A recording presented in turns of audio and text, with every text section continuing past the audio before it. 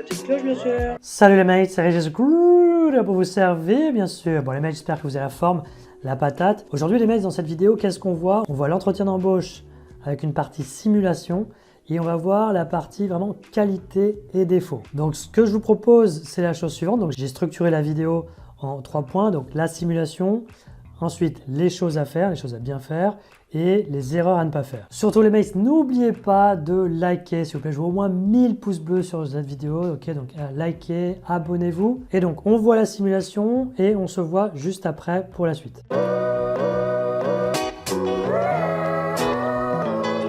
Ok, parfait. Alors moi je serais curieux de connaître vos qualités. Que disent les gens de vous? Quelles sont vos qualités? Ce que disent les gens de moi, c'est une très bonne question. Je pense que c'est le côté convivial et sympathique. Donc je m'adapte très facilement aux différentes situations et je pense que ils disent que c'est assez plaisant de travailler avec moi. D'accord. Donc ça c'est ce que les gens disent en termes de, j'ai envie de dire, relations humaines. Je suppose que vous êtes aussi intéressé par l'aspect technique. Bien sûr. Et là, j'apprécie énormément les challenges, les défis, ce qui fait que je passe du temps personnel, notamment, à mieux comprendre comment les choses fonctionnent et à toujours vouloir aller le plus loin possible dans la compréhension d'une part, mais aussi sur la façon de le réutiliser dans le monde professionnel. D'accord. Est-ce que vous avez un exemple justement de ce challenge, le plus gros challenge que vous ayez rencontré? Le plus gros, c'est une très bonne question. J'ai envie de dire quand je suis rentré la première fois dans le monde de la finance. Donc j'étais jeune développeur, j'avais 1 an d'expérience et je n'avais jamais travaillé dans le monde de la finance et du jour au lendemain, j'ai envie de dire, je me suis retrouvé dans un monde qui était très compliqué, fonctionnellement parlant et techniquement parlant. D'accord. Et j'ai dû, entre guillemets, apprendre sur le tas, puisque souvent, malheureusement, la documentation est loin d'être parfaite. Il faut savoir à qui s'adresser pour pouvoir avoir des réponses aux différentes questions que l'on se pose et on n'a pas toujours les gens qui veulent répondre exactement à nos questions. Et aussi passer du temps à comprendre le code tout en ayant à subir la pression des délais. Et on sait que le monde de la finance, c'est un monde qui est très difficile où d'énormes sommes sont en jeu. C'est vrai. Et donc, en peu de temps, j'ai dû m'adapter à cette situation. D'accord, très bien, parfait. Et bien écoutez, de même, je serais curieux de savoir quel est votre principal défaut. Qu'est-ce qu'on pourrait vous reprocher? Alors, naturellement, j'aurais envie de dire que je n'ai aucun défaut, mais bien évidemment, je pense que vous ne croirez pas du tout ce que je dirais. Pourquoi pas? Ça pourrait être le cas. J'ai envie de dire, j'ai les défauts de mes qualités, qui fait que, comme je vous l'ai dit tout à l'heure, je passe beaucoup de temps à mieux comprendre les choses. Et ce qui fait que certaines fois, cela m'arrive de peut-être donner plus d'importance à la qualité du code et ne pas forcément me concentrer sur les délais. Puisqu'en fait, on a toujours un équilibre à trouver entre faire un code de bonne qualité et des impératifs liés au délai. Et j'avoue que à ce niveau, j'ai toujours une difficulté. Je pense plus vers la qualité que vers les délais.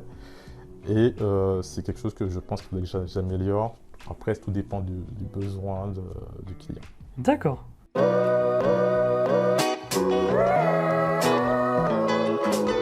Alors, concernant les choses à faire et les choses à bien faire, eh bien, j'ai retenu un point.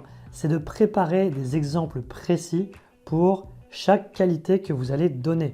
Et oui, un recruteur n'est pas censé vous croire sur parole. Donc si vous dites par exemple qu'une de vos qualités c'est d'être orienté résultat ou la persévérance, la résilience, que vous voulez, c'est à vous d'aller piocher dans vos expériences des choses concrètes qui vont pouvoir illustrer cette qualité ou ces qualités. Alors je vais vous donner 10 qualités parmi lesquelles vous pouvez piocher. Ok, c'est une sorte de boîte à outils. Vous piochez la qualité ou les qualités qui vous correspondent le plus en fonction de votre personnalité et du secteur d'activité dans lequel vous êtes. Donc dans ces 10 qualités, on va retrouver l'adaptabilité, le bon relationnel, l'autonomie, la force de proposition, l'esprit d'équipe, perfectionniste, organisé, et les 3 dernières, ambitieux, créatif et rigoureux. Donc pour les défauts, vous l'aurez compris, c'est exactement la même chose. Vous pensez à des exemples concrets qui vont pouvoir illustrer un défaut potentiel. Alors parmi les défauts que vous pouvez sortir en entretien, je vous en ai sélectionné 6. Obstiné, impatient, stressé, hyperactif, méfiant et exigeant.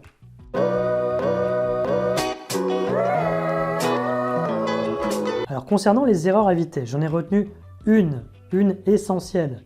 Ok, donc ça va concerner les défauts, c'est bien évidemment de ne surtout pas se tirer une balle dans le pied. Ok, ne sortez surtout pas un défaut qui va être éliminatoire. Je prends un exemple, vous postulez à un emploi de contrôleur de gestion, d'auditeur, et vous dites par exemple que votre principal défaut, c'est de ne pas être organisé. Alors là, pour un contrôleur de gestion ou pour un auditeur, c'est quand même quelque chose qui est pas terrible. Ok, c'est par définition, un auditeur ou un contrôleur de gestion, c'est quelqu'un de carré. Autre exemple, même si c'est un peu gros, vous postulez un emploi de commercial et vous dites que votre principal défaut, c'est que vous avez un mauvais relationnel, ok, ou que vous ne savez pas faire preuve d'empathie. Vous voyez, enfin, c'est quelque chose qui est inconcevable pour un commercial. Donc surtout, voilà, vous trouvez un défaut avouable en fonction de votre personnalité et de l'emploi et du secteur d'activité que vous visez. Voilà les mails, ce que je voulais dire pour les qualités et défauts. N'hésitez surtout pas à laisser un pouce bleu, à vous abonner, à partager, c'est important les mails. Laissez des commentaires si vous avez des questions sur les qualités et les défauts en entretien. Laissez des commentaires sous la vidéo, je me ferai un plaisir d'y répondre. Rendez-vous également sur le site réussir-son-entretien-d'embauche.com-du-6 entre chaque mot. Il y a plein de conseils, il y a des formations, vous devriez trouver les réponses à vos questions. Et moi les mecs, je vous dis à très vite pour une prochaine vidéo. Allez, ciao!